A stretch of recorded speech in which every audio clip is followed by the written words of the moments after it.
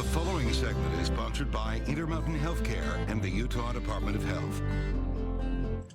Diabetes can be a big problem for moms and babies, especially moms during pregnancy. And we want to talk more about this and some of the dangers and things that can be done to hopefully alleviate that. And we have Katrina Jensen here, a nurse at Intermountain Healthcare. Thanks for joining us. And first of all, how big of a problem is this? Well, you know, Ron, it's definitely an important thing. If you have type 1 diabetes and you're planning to get pregnant, please go see your prenatal provider before you get pregnant. It's called a preconceptual consult. Super, super important to get your hemoglobin A1C, which is that measure that type 1 diabetics know that tells us how well their diabetes is controlled. Because when they get pregnant, those first few weeks of development is when all the issues can happen with the fetal heart, et cetera. So that's number one.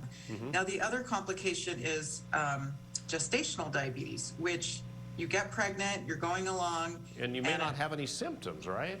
Right, Yeah. and you won't have any symptoms. If you started out above a normal weight, you have a risk factor. If you have high blood pressure, you have an increased risk factor. But all prenatal providers should do that glucose tolerance test, which is also called the GTT, at 24 to 28 weeks, depending upon your risk.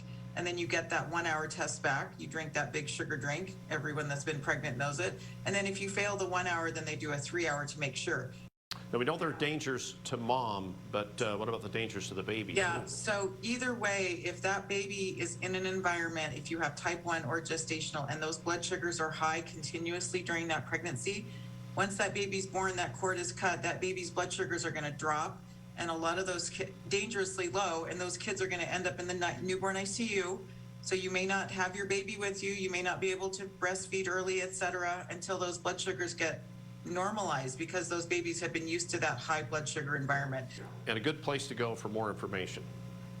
Yeah, Intermountain, intermountainhealthcare.org. Lots of information about pregnancy and diabetes, et cetera. Okay, very important subject today. And thank you very much, Katrina Jensen with Intermountain Healthcare.